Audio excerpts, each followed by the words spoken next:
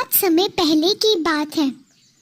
एक घने जंगल में तरह तरह के पक्षी और जानवर रहते थे।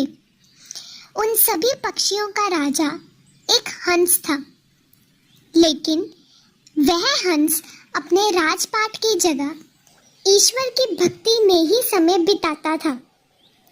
धीरे धीरे जंगल की व्यवस्था बिगड़ने लगी। बाहर के पक्षी भी आकर वहां रहने लगे और कोई उन पर रोक टोक करने वाला नहीं था।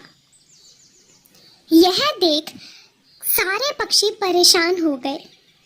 कबूतर, तोता, मोर, चिड़िया, बगुला और उल्लू सबने मिलकर एक सभा बुलाई। सभा में सबने कहा, हमारा राजा हंस तो राजपाट में बिल्कुल ध्यान नहीं देता। अब हमें नया राजा चुनना चाहिए।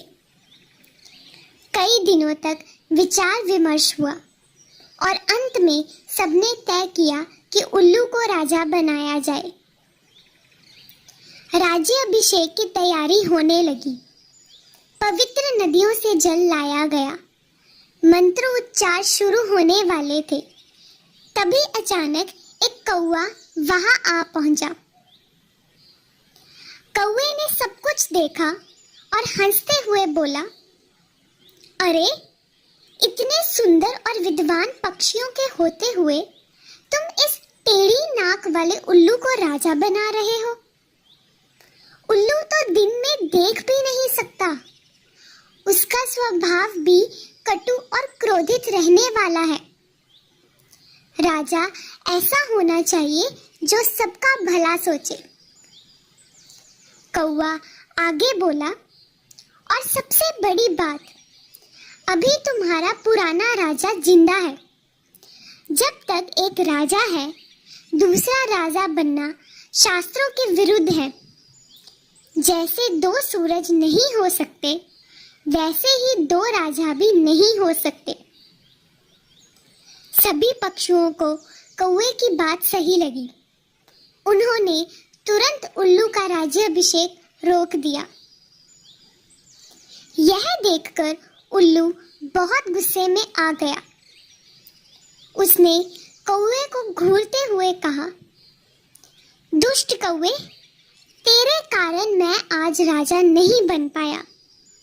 इस अपमान का बदला मैं जरूर लूंगा। आज से तेरे और मेरे वंश के बीच हमेशा बैर रहेगा। कौवा यह सुनकर चुपचाप उड़ गया। तभी से कौवे और उल्लुओं के बीच दुश्मनी चली आ रही है।